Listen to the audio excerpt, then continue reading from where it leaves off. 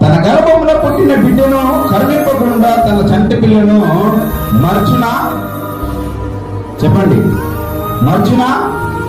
ఒకవేళ మరవదు, కానీ ఒకవేళ మర్చినా కూడానంట, మర్చితురేమో కానీ నేను నిన్ను మరవను. హల్లెలూయా. నువ్వు మర్చినవేమో దేవుని, కానీ నేను నిన్ను మరవలేదు.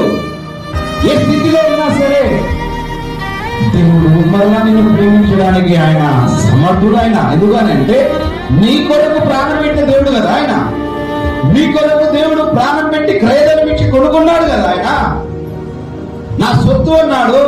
అయితే హల్లెలూయా, నీ జీవితం అంతా నా ఎదుట ఉందంటున్నాడు దేవుడు. నీ ప్రాకారములు, నీ జీవితం అంతా నా ఎదుటనే ఉన్నది. నువ్వెక్కడావు? నా అరచేతులు నువ్వు ఎప్పుడైతే బాప్తిసం పొందుకున్నావో, ఎప్పుడైతే దేవుని తట్టు నువ్వు దేవుడు కావాలని